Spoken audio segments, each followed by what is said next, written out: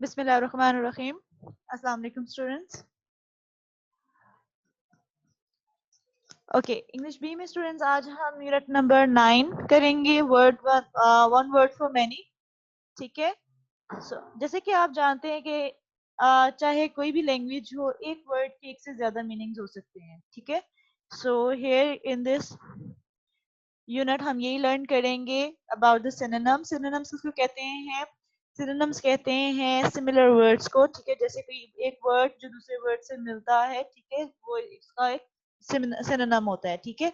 इसी तरह से इस चैप्टर का नाम भी क्या है? One word for many. यानी कि एक वर्ड के एक से ज्यादा मीनिंग्स हो सकते हैं। एक वर्ड को आप रिप्लेस कर सकते हैं विद अनदर वर्ड। ठीक है। तो अब इस चैप्टर में हम रिप्लेसमेंट देखेंगे कि एक वर्ड के लिए अप्रोप्रिएट सेकंड वर्ड क्या हो सकता है जो कि उसका सिनोनिम होगा। यहाँ पर आपने स्टूडेंट्स क्या करना है? Here is the list of words. Rewrite the following sentences, putting one of these words in the place of the words in italic. ठीक है। italic किसको कहते हैं? italic कहते हैं ऐसे words को। ठीक है। इस तरह से अगर writing होती है जो कि italic होती है, थोड़ी सी slanting होती है, तो उसको हम italic कहते हैं in computer language। तो आपने क्या करना है? यहाँ पर जो सेंटेंस में अटैलिक में वर्ड्स लिखे हुए हैं, जैसे कि ये आपके पास अटैलिक में मौजूद है, आपने इसको रिप्लेस करना है with a word in the word bank. Okay. और स्टूडेंट्स एक बात मैं आपको बताती चलूं, इसकी लेक्चर के शुरू में ही, fill these answers on workbook. यानी कि जितना भी ऑब्जेक्टिव टाइप का, यानी कि unit number 9 and unit number 10 आपके पास मौजूद है, ऑब्जेक्टिव टाइप जो है वो आप बुक पर सॉल्व करेंगे with neat and clean writing. ठीक है। आपकी राइटिंग लेजिबल होनी चाहिए, नीट होनी चाहिए। आपने इनको यूनिट नंबर 9 और 10 को बुक पर सॉल्व करना है। और अगर आपका कोई पीछे से रह गया, यानी कि आपका जो प्रीवियस वर्क था, अगर उसमें से कोई चैप्टर आपका मैं आपको घर में भिजवा चुकी हूँ होमवर्क के तौर पर, आपने उसको वर्कबुक पे नहीं किया हुआ, तो वो भी आप उसे कंप्लीट करेंगे। इट मीन्स कि आप जब स्कूल आएंगे इंशाल्लाह ताला ऑन 25, तो आपका यहाँ तक बुक जो सी है वो फिल हो चुकी हुई होगी। ठीक है। इसको मैं आपको किसी भी स्टूडेंट को लिखने का टाइम मैं क्लास में नहीं दूंगी। ठीक है। We will discuss about it, you will learn it, but हम इसको राइट डाउन नहीं करेंगे।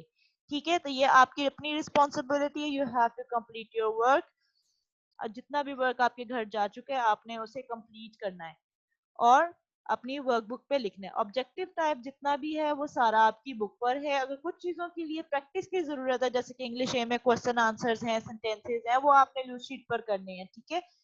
और सेंटेंसेस मैंने आपको पहले भी जैसे कि बता चुकी हूँ, आपने बुक पर नहीं करने हैं। आपकी वर्कबुक पर सेंटेंसेस आप नहीं करेंगे, लेकिन क्वेश्चन आंसर्स जो हैं वो आप सोल्व करेंगे। ठीक है। बाकी मैंने आपके पास आप जो डॉक्यूमेंट जो आपको घर में होमवर्क भिजवाया है उसके अंदर नोट्स हैं, और हर नोट में इंफॉर्मेशन प्रोवाइडेड है।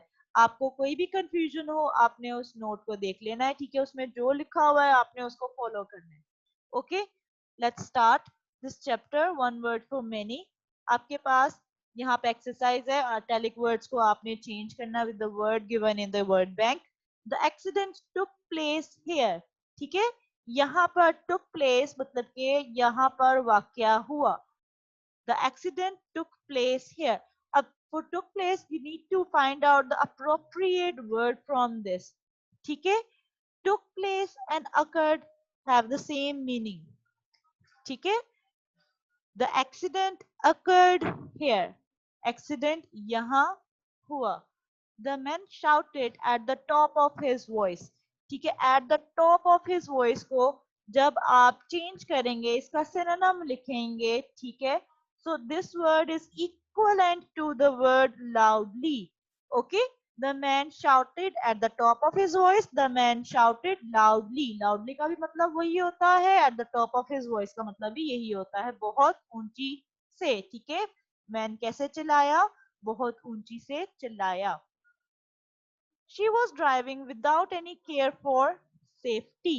ठीक है। वो कैसे ड्राइव कर रही थी? Without any care for safety.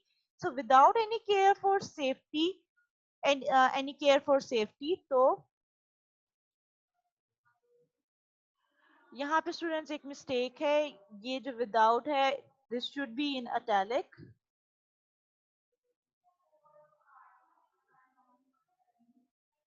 ठीक है, तो अब जब आप इसका आंसर करेंगे कि she was driving without any care for safety, तो you will write down she was driving recklessly.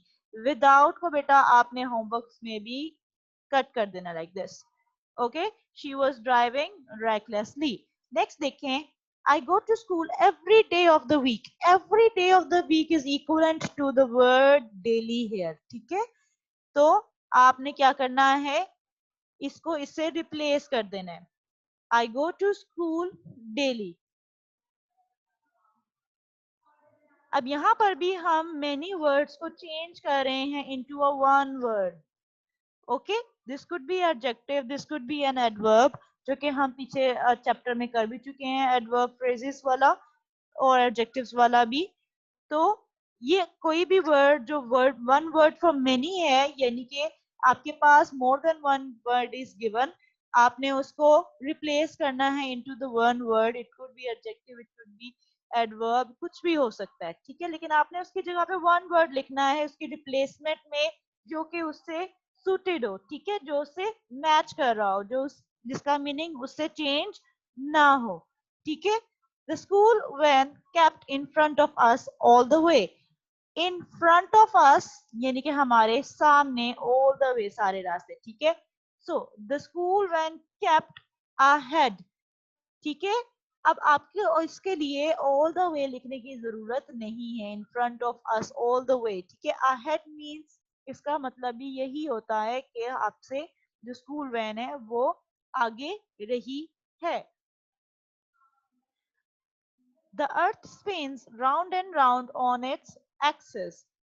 ठीक है, एक्सिस किसे कहते हैं, अपने एक्सिस पर। ठीक है, दिस राउंड एंड राउंड, जो उसका एक्सिस था उसी एक्सिस में अर्थ जो है वो स्पिन करती है राउंड एंड राउंड। ठीक है, जो उसका एक लिमिट है उसकी, कि उसका जितना सर्कल है वो अपने सर्कल में राउंड एंड राउंड मूव करती है, स्पिन करती है। ठीक है, स्पिन मीन्स here, अगर आप इसे रिप्लेस करेंगे तो you will replace this word with rotate. The earth rotates. ठीक है, यहाँ पे हमने s क्यों लगाया है, because this tense is a present indefinite tense. इसी तरह से स्पिन के साथ भी s लगा हुआ था, तो हम रोटेट के साथ भी s लगाएंगे। ओके, नेक्स्ट देखें, rewrite each sentence using one word in place of each phrase in italics. अब अगेन आपके पास इटैलिक वर्ड्स आर गिवन, आपने उनको चेंज कर देना है इनटू द वन वर्ड। ठीक है, in a short time we shall reach our home. In a short time means shortly. ठीक है, सून, आप इसमें दोनों में से कोई भी वर्ड यूज कर सकते हैं। Shortly we shall reach our home, इसकी जगह पर हमने इन अ शॉर्ट टाइम को हमने चेंज कर दिया है into the one word that is shortly, जो कि आपके पास एडवर्ब है। एडवर्ब की पहचान क्या होती है कि मोस्टली वर्ड के लास्ट में जब हम एल वाई ली लगाते हैं, mostly, not all of them. ठीक है, मोस्टली जब हम वर्ड के लास्ट में एल वाई ली लगाते हैं तो वो क्या बन जाता है, एडवर्ब बन जाता है। जैसे कि यहाँ पर भी हमने देखा था, at the top of his voice को हमने चेंज किया था इनटू द वर्ड लाउडली। यहाँ पे जो लाउडली है, एल वाई ली लगा हुआ है, ये क्या शो कर रहा है कि ये एक एडवर्ब है, जो कि बता रहा है कि एक्शन किस तरह से परफॉर्म किया जा रहा है। नेक्स्ट देखें, the terrible quarrel among those men took place here। Again the same word took place here। सो हम क्या करेंगे, जो कि हमने पहले एक्सरसाइज में देखा था कि इसकी जगह पे जो इसका रिप्लेसमेंट वर्ड था वो था occurred। तो सेम एज इट इज हम इसको यहाँ पर भी चेंज कर देंगे। The terrible quarrel among those men occurred here। Terrible मतलब कि खौफनाक किस्म का, क्वारल मींस झगड़ा, अमंग दोज मैन उन आदमियों के दरमियान में। ठीक है, दोज मींस उन आदमियों के दरमियान में। ठीक है, these and those are the demonstrative nouns. Demonstrative nouns कौन से होते हैं, जब आप किसी जगह पर किसी चीज की तरफ इशारा कर रहे होते हैं। ठीक है, इसके अंदर दीज आ जाता है, दोज आ जाता है, दिस आ जाता है, दैट आ जाता है। ठीक है, when you are pointing at something. तो the terrible quarrel among those men occurred here. Next देखिए, she passed the examination without any difficulty। Without any difficulty को जब आप change करेंगे into the one word, तो आप क्या कह देंगे कि without एनी डिफिकल्टी को जब हम चेंज करेंगे तो हम लिखेंगे she pass the examination easily, she passed the examination easily. ठीक है, तो यहाँ पर डी आ जाएगा, शी पास, क्योंकि ये हमारे पास वर्ड कौन सा है, पास्ट में मौजूद है। She pass the examination easily. The bus approach the city at a good speed. At a good speed means speedily. ठीक है, ये हम चीजें पहले भी एडवर्ब्स फ्रेजेस के अंदर भी डिस्कस कर चुके हैं, these are the same. Next देखें, the bus approach the city. Approach का मतलब है, अप्रोच का मतलब होता है किसी जगह पर पहुंचना। ठीक है, another word for approach is reached. ठीक है, पहुंचना। The bus approach the city at a good speed. The bus approach the city speedily. ठीक है, अब यहाँ पे स्टूडेंट्स आपने पे फोकस ऑन द स्पेलिंग्स। ठीक है, स्पीडीली, DILY, स्पीडीली। नेक्स्ट देखें, give one word for each of the following. Here we will do the same thing. 21. Give one word for each of the following. आपके पास here you have a one sentence. आपने इसको describe करना है into the one word.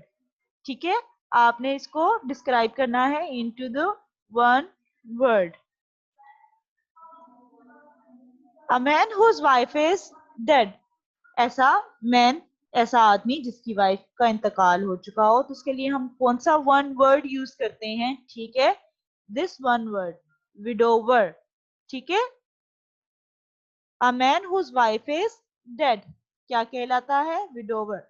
Next देखिए, a young girl who is not married. A young girl की बात करें हम जो कि अभी अनमैरिड है। ठीक है, अब यहाँ पे students you have to use only one word. ठीक है, अगर आप लिखेंगे अनमैरिड तो आपको बताना पड़ेगा कि वो अनमैरिड अनमैरिड कौन है। ठीक है, वो बॉय है या गर्ल है। So the appropriate word for this is made. Made का क्या मतलब है? मेड का मतलब है अनमैरिड गर्ल। इसको आप डिक्शनरी में भी सर्च आउट करेंगे। Students turn off your videos. एहसान,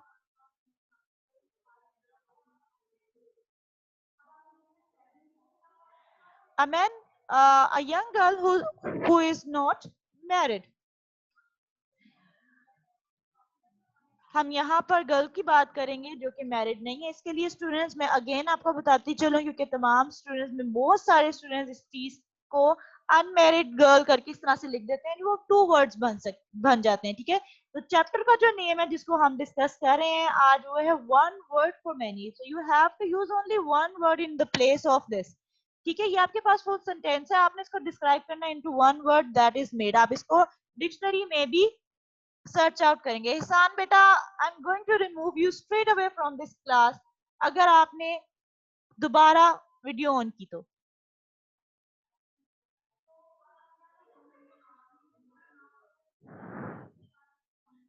नेक्स्ट देखिए, a man who lacks knowledge and culture. ऐसा इंसान, ऐसा पर्सन, ठीक है, ऐसा आदमी जिसको नॉलेज और कल्चर का ना पता हो। लैक्स का क्या मतलब है? जिसे इल्म ना हो नॉलेज के बारे में, कल्चर के बारे में। ठीक है, हमारा क्या कल्चर है, किस कल्चर को हम फॉलो करते हैं, जिस ऐसा पर्सन जो कि पढ़ा लिखा ना हो। ठीक है, अदर वर्ड्स मैं बताऊं तो मैं ये कह सकती हूँ कि ऐसा पर्सन जो कि अनमैरिड हो, सॉरी, ऐसा पर्सन जो कि इलिटरेट हो, जो कि पढ़ा लिखा ना हो, तो हम उसको क्या कहेंगे? इलिटरेट। इसके स्पेलिंग स्टूडेंट्स आपने देख लेना है, इलिटरेट। ठीक है, इलिटरेट। सो इलिटरेट पर्सन ऐसा पर्सन होता है जिसको कल्चर और नॉलेज के बारे में ना पता हो, जो कि पढ़ा लिखा ना हो। अ man who eats only vegetables. ये तो बहुत इजी है, लेकिन इसके जो स्पेलिंग्स है स्टूडेंट्स, यू हैव टू पे फोकस हियर। अ पर्सन जो कि सिर्फ और सिर्फ वेजिटेबल्स खाता है उसको हम क्या कहते हैं? वेजिटेरियन। ठीक है, वेजिटेरियन। रियन के स्पेलिंग RIAN। ठीक है, वेजिटेरियन। नेक्स्ट देखिए, two people who are absolutely alike. दो लोग जो कि बिल्कुल एक जैसे दिखते हैं उनको हम क्या कहते हैं? ट्विन।